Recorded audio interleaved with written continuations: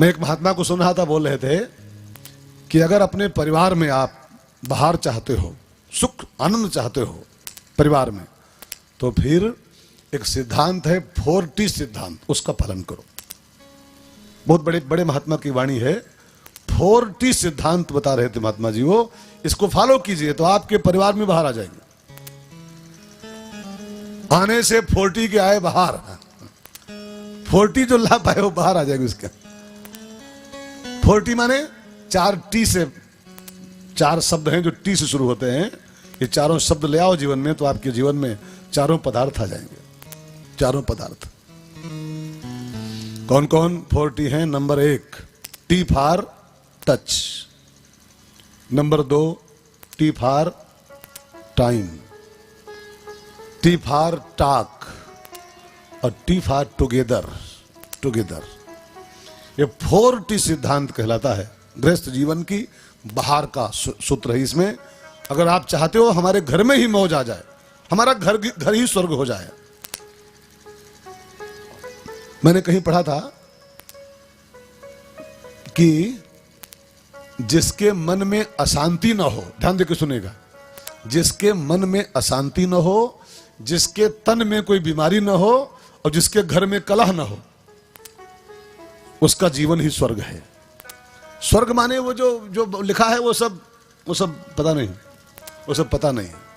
स्वर्गम इहेवम ही, वो कौन था वो बादशाह, वो जब कश्मीर का, जम्मू कश्मीर गया तो उससे पूछा गया जन्नत कहां है, तो बोला यही है कश्मीर में, कश्मीर में, कश्मीर में। अब जन्नत की परिभाषा खाली वो नहीं लिखी है कि वो ऊपर कहीं बसा हुआ है। स्वर्ग माने कश्मीर स्वर्ग है। लेकिन शास्त्र कहता है जिसके जीवन में 3 बातें नहीं हैं, मन में अशांति नहीं है, तन में कोई रोग नहीं है और घर में किचकिच नहीं है, उसका जीवन ही जन्नत है, उसका जीवन स्वर्ग है। तो 4T का सिद्धांत आप जरा इसको समझ लो 1 मिनट में, फिर आगे बढ़ते हैं। राम जी बाहर ले रहे हैं, जीवन की आनंद ले रहे हैं, तो आप भी ले यार। खाली सुनो राम कथा, सुन के कुछ नहीं हाथ आएगा, ये सब सीखना पड़ेगा हमको। आपको कुटिया में बाहर कैसे ली जाए, 4T सिद्धांत। Number 1 T for time. अगर परिवार में प्यार चाहते हो, परिवार में आनंद की वर्षा होना चाहते हो, कराना चाहते हो, तो परिवार के लिए टाइम निकालो, समय दो परिवार को। आज का इंसान इतना बिजी हो गया है, इतना बिजी हो गया है, इतना पैसों की आग लगी उसके अंदर है कि वो अब पत्नी के लिए, बच्चों के लिए उसके पास समय नहीं बचा है। सुबह उठता है 6 बजे, ज्यों त्यों पराठा खाता है, ज्यों त्यों, और पराठा खा के ठूस ठास के ज्यों त्यों, बस जल्दी करो जल्दी करो, लेट हो रहा है, बस गया। एक महात्मा बोल रहा था कि कई ऐसे अभागे बच्चे दुनिया में हैं जिनकी मुलाकात उसके पापा से छठे चमाए होती है, छठे चमाए। क्यों? कि जब 6 बजे पापा भाग रहा होता है घर से तो बच्चे सो रहे होते हैं, और जो 11 बजे पापा आता है बच्चे तब भी सो रहे होते हैं। पापा 6 बजे जा रहे थे वो पैसे की आंधी में, हाय करोड़पति, हाय करोड़पति, तो बच्चे सो रहे होते हैं सब, और पापा 11 बजे आ रहा होता है, बच्चे तब सो रहे होते हैं। कभी कभी संडे मंडे को महीने 2 महीने बाद जब पापा मिलते हैं बच्चों से, तो बच्चे अपनी मम्मी से पूछते हैं, मम्मी ये अंकल जी कौन है? ये अंकल कौन है? अगर बच्चों के पापा से अंकल बनना चाहते हो तो आपकी मर्जी है, नहीं तो बच्चों को समय दो, परिवार को समय दो। किसके लिए सब करना है यार? किसके लिए कर रहे हो सब? फैमिली के लिए तो कर रहे हो, और उसका समय ही सब छीन लो फैमिली का, तो फिर क्या मतलब रह गया उसका? ऐसा विकास किस काम का, ऐसी उन्नति किस काम की कि परिवार तरस जाए आपकी मुलाकात के लिए? समय दीजिए। इतना मत बहो आंधी में पैसों की कि बच्चे आपको तरस जाएं, पत्नी आपको तरस जाए मिलने को। आज का इंसान होटल के ऐसा जीवन जी रहा है घर में अपने, जो होटल में होता है जीवन, टाइमली आओ, खाना खा लो, टाइमली आके सो जाओ, टाइमली नहा लो, टाइमली कमरा बंद करो तो निकल जाओ। हमारा घर होटल जैसा हो गया, हम टाइमली घर में आते हैं, खाने के टाइम पे घर पे आ जाएंगे, फिर नहाने के टाइम पे आ जाएंगे, अब बस टाइम पे नहाने खाने आए। वो घर है कि होटल है? प्लीज घर को होटल मत बनाओ, घर को घर रखो। और घर घर तभी बनेगा जब होटल की भांति नहीं, घर की भांति रहो। बच्चों को टी फॉर टाइम दो। बाहर लाना चाहते हो तो जिंदगी जी लोगे, लेकिन आनंद नहीं ले पाओगे इसके बिना।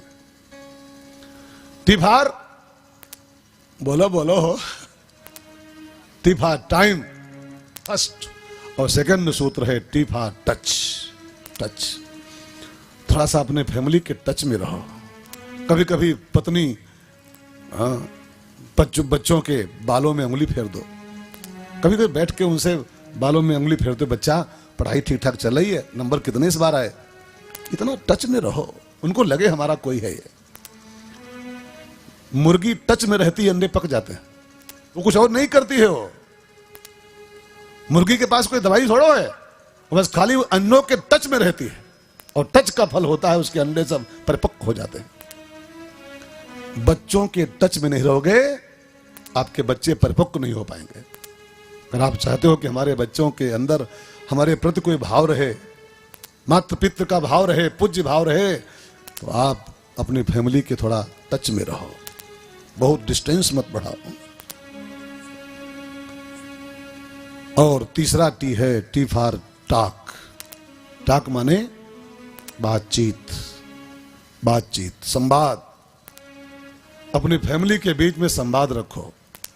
कभी कभी नहीं, मैं तो कहूं रोज शाम को, शाम की चाय इस तरीके से बनवाओ घर में कि जब सब लोग इकट्ठा हो जाएं तब, और सब लोग बैठ करके संग संग चाय पीते पीते कुछ आपस में संवाद स्थापित करो।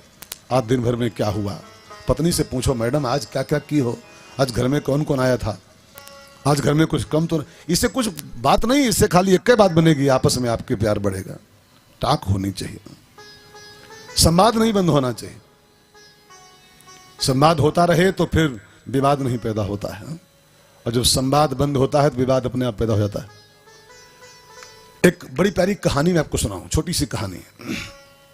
एक पति पत्नी थे, पति का नाम था सनलाइट, माने सूर्य प्रकाश नाम था उसका, सूर्य प्रकाश, और मैडम का नाम था नाइट क्वीन, माने रात रानी, जो भी हो रात रानी। तो उन दोनों में हर महीने 2 महीने बाद वो चल जाता था, वो क्या होता, अनशन, न बोलने का अनशन। कई घरों में होता है, कई घरों में, हाँ, कई दिन तक चलता है वो अनशन, वो बहुतों के यहाँ बिना बोलने वाला अनशन। अब 1 हफ्ते का अनशन था वो, 1 हफ्ते का अनशन। अब दोनों जिद्दी कि हम पहले काहे बोले हैं, हम पहले क्यों बोले, हम तुमसे कम हैं का। कई घरों में तो इसी में चलता रहता है कि हम तुमसे कम हैं का, और एक थोड़ा कम हो ले तो बात बन जाएगी। खैर, तो चल रहा था, सनलाइट को ट्रेन पकड़नी थी, और ट्रेन का समय था भोर में 4 बजे। अब बोलता तो था नहीं सनलाइट नाइट क्वीन से, अब बोले कैसे, और वो कुंभकर्ण का फूफा था, वो सोता बहुत था, और तब ये अलार्म थे नहीं, तब की बात है। तो उसने एक चिट्ठी लिखी पतली सी, उसमें लिखा कि मेरी नाइट क्वीन 4 बजे गाड़ी है, हमको 2 बजे हलाल में उठा देना, 3 बजे तक मुझको 4 बार पहुंचना है। और लिख करके धर दिया किचन में कि वहीं पढ़ लेगी अपना नाइट क्वीन। अब नाइट क्वीन पढ़ी चिट्ठी कि हमको 3 बजे जगा देना, ट्रेन पकड़नी है। अब वो अभी नाइट क्वीन थी, वो काहे बोले वाली। तो उसने कहा जब तुम चिट्ठी लिखे हो मन ही मन कहा, तो हम वो चिट्ठी लिखेंगे। और जब 3 बजा तो चिट्ठी लिखी, वाह कि मेरे सनलाइट 3 बज गया है, प्लीज उठ जाओ। और लिख करके तकिए के नीचे धर दिया, तकिए के नीचे कि पढ़ो उठो चाहे जू जाओ। अब धरा नीचे लिखा हुआ कि 3 बज गए, उठाओ सनलाइट, उठो लाल आंखें खोलो। अब भाई साहब उठे 6:45 बजे, और जब चिट्ठी पढ़ी कि 3 बज गया उठो, तो कहा अब क्या उठे, अब तो ट्रेन गई है, ट्रेन गई। टाक नहीं करोगे तो जीवन की गाड़ी ऐसे ही छूट जाएगी। ऐसे आपस में टाक होनी चाहिए सनलाइट और नाइट क्वीन के बीच में, तब गाड़ी पकड़ पाओगे, न जीवन की ट्रेन छूट जाएगी हाथों से आपके। सो भाई बहनों, टी फॉर टाक, ये परिवार के बाहर का सूत्र है, 40 सिद्धांत।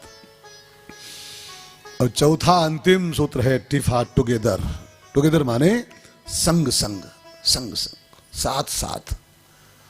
कभी कभी साथ साथ में कोई प्रोग्राम बनाओ, ऐसा कुछ मिशन चलाओ घर में कि हफ्ते में महीने में एक दो बार एक आधे बार कहीं पर टुगेदर, नहीं कहीं जाना चंद्रिका देवी मंदिर चले जाओ, एक गाड़ी बुक करो घर में ना हो तो 500 रुपया पर। टुगेदर माने संग संग, संग गच्छध्वम संग बदध्वम, वेद का आदेश है, संग संग कुछ काम होना चाहिए।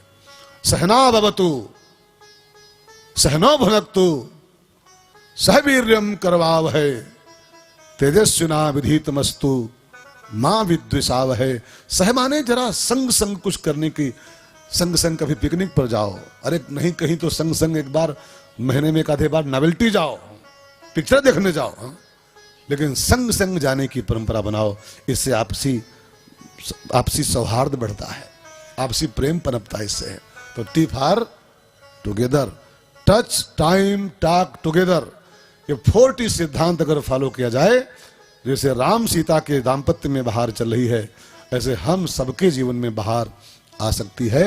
इसी उम्मीद के साथ हम सब खाली सुने ना, थोड़ा सा कुछ कुछ सीखें जीवन में।